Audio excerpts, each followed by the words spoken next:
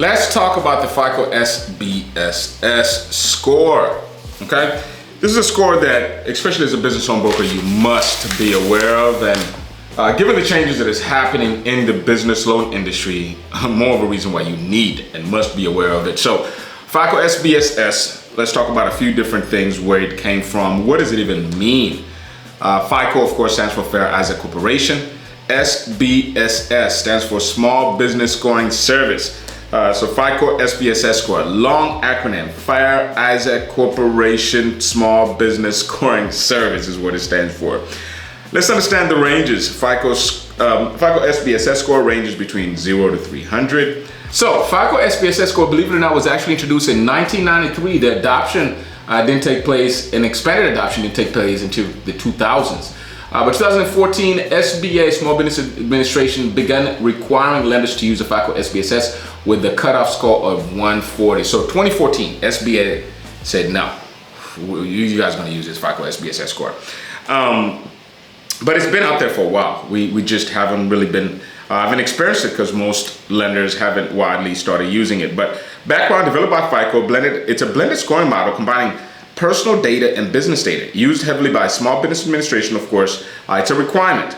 SBA requires for you to have at least a 140 minimum, but generally most lenders will want you to be at about a 160, 180 as it pertains to a FICO score.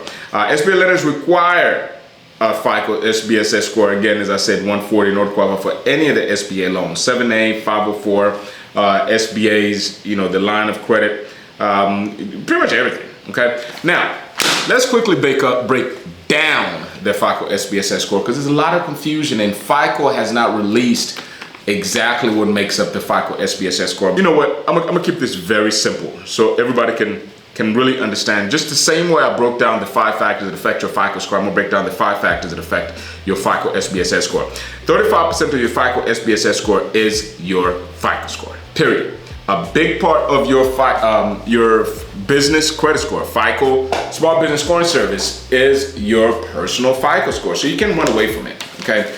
I want to kill all the myths out there for everybody talking about build business credit so you no longer have to depend on your personal credit, so you can borrow money straight based on the business. They wouldn't look at your personal credit and all this other nonsense that's out there. No, stop it, stop it. Stop it, get some help. So stop thinking that your destroyed personal FICO score, now you can just go into the business side and just destroy that too. No, you need to turn around and go back and fix that personal credit, because 35% of your FICO score, your business SBSS score, FICO SBSS score is going to be based on your personal credit. 30% is based on your business financials, okay? And I want to emphasize on that personal credit thing first before we move on, because majority of business owners are going to be startups. Majority of them are not going to have any financials for their business, or they don't have any reported financials. So a huge part of their FICO SBSS score is going to be their personal credit. I cannot emphasize that enough. Let's move on. 30% of your business FICO SBSS score is going to be based on your business financials, revenues, profit, cash flow, debt coverage, and all of that. Now, how do they know about this stuff? Well, really easy. It's public information that's out there. As far as what you put out there, UCC filings and all this other stuff that's out there, and it's out there. Or some information that you present to them. They will ask for tax returns. They will ask for certain information that is available out there. But initially, when they're doing the preliminary score, they're going to be basing it off the public knowledge information that's available. Now, moving on.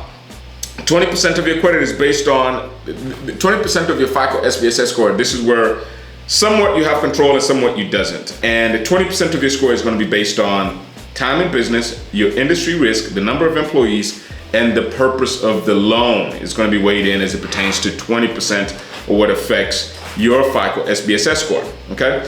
In addition to that, 20% of your, 15% of your credit is based on your business credit reports. This is what somebody lied to you and you paid some $10,000, $15,000 for somebody to help you build your Dun & Bradstreet, your Experian business, and all of this nonsense telling you and promising that you're gonna have all this money and you're not gonna need your personal FICO score. It was all lies, because your FICO SBSS score only accounts 15% business credit, which I think they divvy it up with 5% Dun & Bradstreet BS, which is all manipulated. Experian Business, which is actually a really good trusted source. That's why Experian does not allow you to self-report. And then next we have Equifax Business. Equifax Business, that's one of the reasons they don't allow you to self-report either. The value of credit bureau data is devalued if it can be manipulated by the person that actually, I want to say, owns that information. We can see this with how the value of personal credit is being, devalued because of how people can be manipulated. And credit repair. Credit repair is something that was supposed to be good because, it was a way to fight back with the credit bureaus, because the bureaus were putting a lot of, inaccuracies on people's credit report. Because inaccuracies on people's credit report, banks control the credit bureaus. They charge much higher interest rate for people that have inaccuracy. So the credit repair was supposed to help us combat these shameless bankers that wanted to charge a high interest rate. Now, the thing that it does is, given the fact that people have learned all these tactics and this maneuvering, it's made the information almost just not valuable, okay? And the same thing with business credit data. Dun & Bradstreet, worthless, just worthless. It really is, okay? Experian Business and Equifax Business has a little bit more value, but all this other stuff is just worthless, okay? A few things, what do businesses need to know about the FICO SBSS score? You need at least a 140 SBSS score to get through an SBA. Generally, you want to have 160 or better. If you're a startup, your personal credit is heavily weighed upon your FICO SBSS score. Established business do build vendor credit, keep clean financials, and manage cash flows are going to really benefit from that 20% what FICO SBSS score evaluates. Be proactive and monitor your business credit profile. You can monitor it to just kind of see exactly what's going on.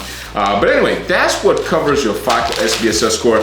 Those are the things that we need to need. In the near future, a lot of brokers need to know the FICO SBSS score, what's on there, how to evaluate your clients so you can properly pre-qualify them. Because again, we're the underwriters before it gets to the real underwriters. That's what a real business loan broker does, not a glorified referral partner, okay? I'm gonna stop being mean to you. If you wanna work together, there's gonna be a link in the description on how we can work together. If you're interested in becoming a business loan broker, go ahead and schedule a time. And if you're still on the sidelines, there's going to be a free training right there below. You can watch my free training. It talks about a little bit about what we can offer. And actually, I'm working on updating that training. There's going to be a new one coming real soon.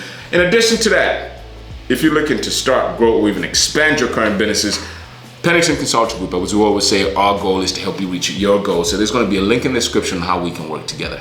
Thank you so much. You have a good rest of your day.